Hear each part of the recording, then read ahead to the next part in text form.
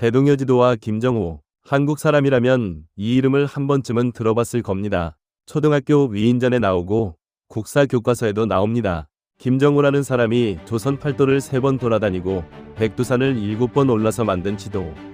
그리고 그 지도를 본 흥선대원군이 나라의 기밀을 누설할 수 있다며 목판을 불태우고 김정호를 옥에 가두어 죽게 했다는 이야기. 감동적인 이야기입니다. 나라를 위해 평생을 바친 천재가 무지한 권력자에 의해 비극적 최후를 맞는 서사. 그런데 이 이야기가 거의 다 거짓이라면 어떨까요? 전국을 3번 답사했다는 것도 거짓된 정보. 백두산을 7번 올랐다는 것도 거짓된 정보. 흥선대원군이 목판을 불태웠다는 것도, 김정호가 옥에서 죽었다는 것도 거짓된 정보라면요. 그리고 진짜 이야기는 우리가 알고 있던 것보다 훨씬 더 대단합니다. 이 왜곡된 정보는 1925년 일제강점기에서부터 시작됩니다. 동아일보에 한 편의 칼럼이 실립니다. 제목은 고산자를 회함. 고산자는 김정호의 호입니다. 이 글을 쓴 것으로 추정되는 사람은 최남선인데 논설 형식이라 구체적인 이야기가 많지 않았습니다. 빈 부분을 채운 건 소년 잡지들이었습니다. 아이들에게 꿈과 희망을 준다는 명목으로 상상력이 덧붙여진 겁니다. 백두산을 몇 차례 올랐고 전국을 돌아다니며 온갖 고생을 했고 결국 대원군이 김정호와 어린 딸을 죽이고 목판도 불태웠다는 이야기가 이때 완성됩니다.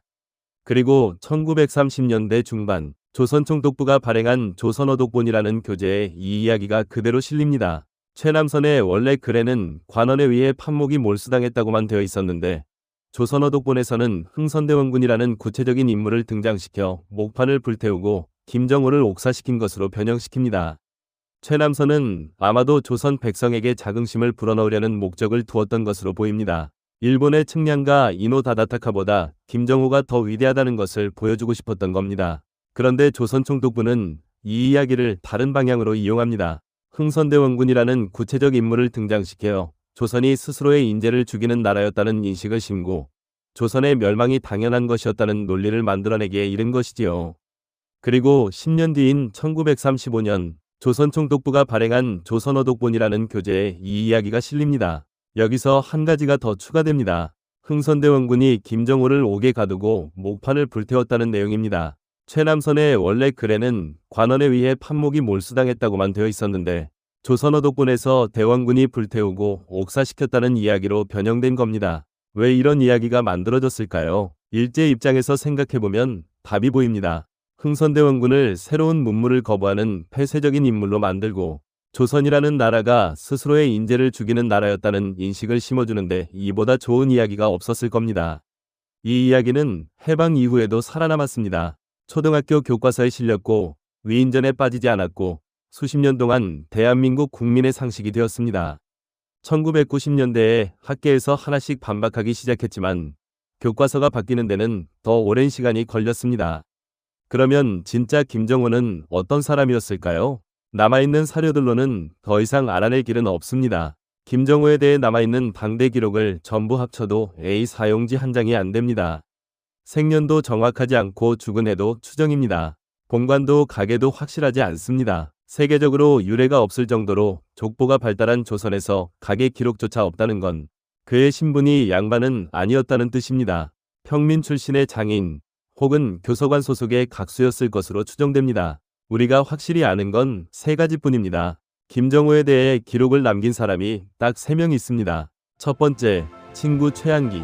당대의 철학자이자 장서가였습니다. 최한기는 김정호의 첫 전국 지도인 청구도에 서문을 써주면서 이렇게 적었습니다. 나의 벗 김정호는 소년 시절부터 지리학의 뜻을 두고 오랫동안 자료를 찾아서 지도 만드는 모든 방법의 장단을 자세히 살폈다고. 답사했다는 말이 아니고 자료를 찾고 수집하고 열람했다는 말이지요. 두 번째, 관료 신원. 나중에 강화도 조약을 맺는 고위 관료입니다. 신원은 자신의 문집에 이렇게 썼습니다.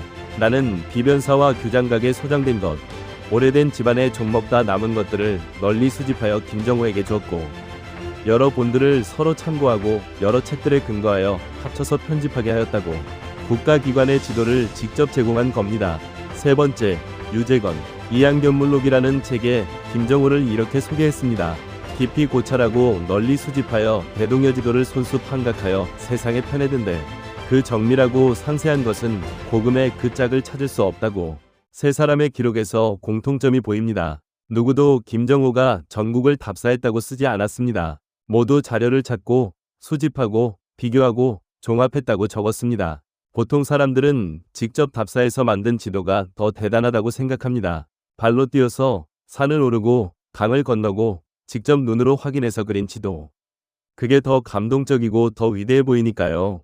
그런데 19세기 중반의 현실을 생각해보면 이야기가 달라집니다. 변변한 측량 장비도 없이 혼자서 조선 팔도를 답사하면서 대동여지도 수준의 정밀한 지도를 만든다는 건 물리적으로 불가능에 가깝습니다. 한 고을에서 다음 고을까지 걸어서 하루가 걸리는 시대입니다. 전국을 3번 도는데 10수년이 소요되는데 그 사이에 측량 데이터를 어디에 저장하고 숙시까지 생각하면 현실적으로 어렵다는 것을 생각해 볼 수 있습니다. 진짜 김정호가 한 일은 이겁니다. 조선 건국 이래 수백 년 동안 각 지방 관하에서 만든 관찬 지도. 유력 집안에서 자기 소유의 임야와 농경지를 표시하기 위해 사사로이 만든 가장지도. 비변사와 규장각에 보관된 국가 기밀 지도.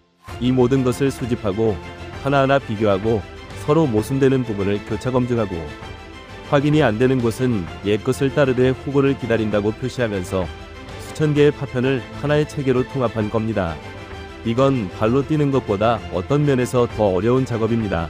산을 오르는 건 체력의 문제지만 수백 장의 지도에서 어느 것이 맞고 어느 것이 틀린지 판별하는 건 지식과 판단력까지 동반하는 작업이니 말입니다. 직접 하지 않아도 정보를 모으고 검증하고 통합하면 더 정확한 지도를 만들 수 있다는 것을 증명한 겁니다. 또한 김정호의 중요한 업적이 하나 더 있습니다. 지도를 만든 것 자체가 아니라 목판으로 찍었다는 겁니다. 그 전까지 조선의 전국 지도는 전부 필사본이었습니다. 사람이 손으로 한 장 한 장 베끼는 겁니다. 당연히 베끼는 과정에서 오류가 생기기 쉬웠으며 한 장 만드는 데에도 시간과 공수가 드는 만큼 소수의 관료만 볼 수 있었습니다. 김정호는 이 문제를 정확히 알고 있었습니다. 자기가 만든 첫 전국 지도인 청구도도 필사본이었는데 베끼는 과정에서 오류가 생기는 걸 직접 경험한 겁니다. 그래서 대동여지도는 목판으로 만들었습니다. 나무에 지도를 새기고 종이에 찍어내는 방식입니다. 한 번 판을 새기면 몇 장이든 동일한 지도를 찍어낼 수 있습니다. 오류가 복제되지 않습니다. 그리고 누구나 살 수 있습니다. 지금으로 치면 인쇄혁명입니다. 손으로 베끼던 필사시대에서 대량 인쇄시대로 넘어간 겁니다. 김정호가 추구한 건 정확한 지도를 만드는 것만이 아니라 그 지도를 가능한 한 많은 사람에게 보급하는 것이었습니다. 실제로 대동여지도의 구조를 보면 이 의도가 명확합니다. 전체 지도를 남북 22층으로 나누고 각 층을 병풍처럼 접었다 펼 수 있게 만들었습니다. 22권의 책으로 분권이 가능한 겁니다. 전국 지도가 필요한 사람은 22권을 다 사면 되고 경상도만 필요한 사람은 해당하는 몇 권만 사면 됩니다. 가로 20cm, 세로 30cm. 그런데 이 22권을 전부 펼쳐서 연결하면 가로 약 3.8m, 세로 약 6.7m의 거대한 한반도 전도가 완성됩니다. 도로에는 심리마다 점이 찍혀 있어서 두 지점 사이의 거리를 바로 알 수 있고 선곽, 창고, 봉수대, 역참, 나루터까지 14가지 기호로 표시되어 있습니다. 이걸 근대적 측량 장비 없이 전통 기법만으로 한 사람이 중심이 되어 만들었습니다. 그리고 목판은 불태워진 적이 없었던 것이지요. 1995년 12월 국립중앙박물관이 이전 작업을 하면서 소장품을 정리하고 있었습니다. 지하 보관소에서 정체를 알 수 없는 목판들이 발견됩니다. 학예사들도 이것이 대동여지도의 목판 같다는 생각은 하고 있었지만 목판 원본은 소각되었다는 통설 때문에 복제품이라고 생각하고 있었습니다. 전문가들과 합동 조사를 합니다. 그리고 1996년 김정호가 직접 새긴 진품이라는 원본 판정이 내려집니다. 목판에는 수령 100년 정도의 피나무를 사용한 흔적, 수정한 흔적, 여백의 다른 지역 지도를 끼워 넣어 목판을 아낀 흔적까지 남아 있었습니다. 현재 국립중앙박물관에 11장, 숭실대학교 한국기독교박물관에 1장이 보관되어 있습니다. 불태워졌다는 이야기는 완전한 허구였던 것이지요. 김정호가 옥에서 죽었다는 이야기도 마찬가지입니다. 김정호가 옥사했다면 몇 가지가 설명이 안 됩니다. 첫째, 그가 만든 지도와 지리지가 단 하나도 손상되지 않고 전부 남아 있습니다. 압수나 몰수된 흔적 또한 찾아볼 수 없고요. 둘째, 목판이 남아 있습니다. 셋째, 유재건이 이한견물록에 김정호를 실었습니다. 죄인을 수록할 수는 없었을 겁니다. 그리고 유재건은 김정호가 뭘 했다, 즉 자연사했다고 표현합니다. 옥사했다면 물고등 기록이 달리 남아있었을 겁니다. 넷째, 김정호와 교류했던 최한기나 후원자였던 신원이 아무런 처벌을 받지 않았습니다. 고종실록, 승정원일기, 추한급 구간 등 당대의 공식 기록을 봐도 김정호가 투옥되었다는 흔적은 찾아볼 수가 없습니다. 김정호는 1866년경 남대문 밖 약연에서 세상을 떠난 것으로 추정됩니다. 그가 마지막으로 편찬하던 대동지지라는 지리서에 1866년 고종이 명성황후를 왕비로 맞이한 기록이 남아있어서 최소한 그때까지는 살아있었다는 걸 알 수 있습니다. 대동지지는 미완성 상태로 남았습니다. 탈거하기 전에 세상을 떴으니 정말 애석한 일이다 라고 유재건은 적었습니다. 비극적인 옥사가 아니라 조용한 자연사였습니다. 그리고 어쩌면 그게 더 슬픈 이야기입니다. 감옥에서 순교자처럼 죽은 게 아니라 남대문 밖 작은 동네에서 마지막 지리서를 완성하지 못한 채 조용히 사라진 겁니다. 아무도 기록하지 않을 만큼 조용하게. 신원의 기록을 다시 보면 이렇습니다. 나는 비변사와 규장각에 소장된 것들을 널리 수집하여 김정호에게 주었고 가리켜 증명하고 입으로 전해주기를 수십 년이나 하여 비로소 한부가 만들어졌다고. 국가기관의 지도를 제공하고 수십 년간 조언한 사람이 있었던 겁니다. 국립중앙박물관의 목판을 조사해보니 조각기법이 여러 가지로 발견되었습니다. 한 사람이 새긴 게 아니라 여러 각수가 참여했다는 뜻입니다. 최한기는 당대 최고의 장서가이자 서양과학에 정통한 학자였고 김정호에게 다양한 지도와 서적을 제공했습니다. 신원은 고위 관료로서 국가 기밀 지도를 제공했습니다. 이 두 사람의 지원 없이 평민 출신의 김정호가 비변사와 규장각의 자료에 접근하는 것은 불가능했을 겁니다. 그러니까 대동여 지도는 고독한 천재 한 사람의 작품이 아니라 학자와 관료와 장인이 수십 년에 걸쳐 협력한 결과물입니다. 김정호가 중심이었던 건 분명하지만 그를 지탱한 네트워크가 있었습니다. 이게 위인전의 감동적인 서사보다 덜 대단한 걸까요? 저는 오히려 더 대단하다고 생각합니다. 혼자서 산을 오르는 건 명웅담이지만 신분의 벽을 넘어서 서로 다른 세계의 사람들이 하나의 목표를 위해 수십 년간 협력한다는 건 그보다 훨씬 어려운 일이니까요. 김정호에 대해 남아있는 기록은 A4 한 장도 안 됩니다. 생년도 모르고 죽은 해도 추정이고 얼굴도 모릅니다. 우리가 알고 있는 김정호의 초상화는 1977년에 화가 김기창이 그린 상상화입니다. 진짜 얼굴이 아닙니다. 세계적으로 유래를 찾기 어려울 정도로 족보가 발달한 나라에서 각의 기록조차 남기지 못한 사람.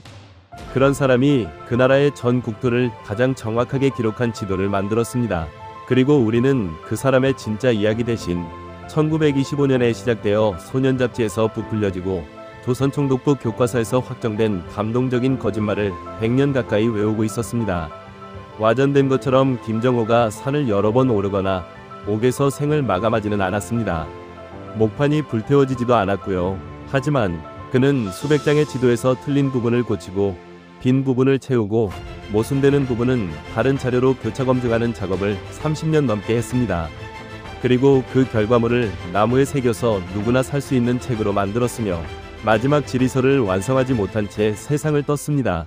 지금까지 장인이었던 김정호의 이야기였습니다. 지금 서울 용산 국립중앙박물관에 가면 이 지도를 직접 볼 수 있습니다. 2026년 2월부터 상설전시관 1층 역사의 길에서 대동여지도 22 첩전체가 펼쳐져 있습니다. 세로 6.7m, 가로 3.8m, 산줄기가 백두산에서 시작해서 한라산까지 흐르고 도로 위에 시리마다 찍힌 점이 보이고 14가지 기호로 표시된 성곽과 봉수대와 나루터가 보입니다.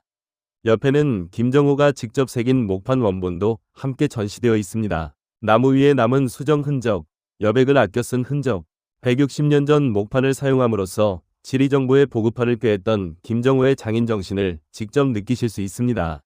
상설 전시라 기한이 없으니 언제든 가시면 됩니다. 지금까지 당신의 하루에 영감을 주는 참모 채널이었습니다. 영상이 흥미로웠다면 구독, 좋아요, 알림 설정으로 또 만나보실 수 있습니다. 시청해주셔서 감사합니다.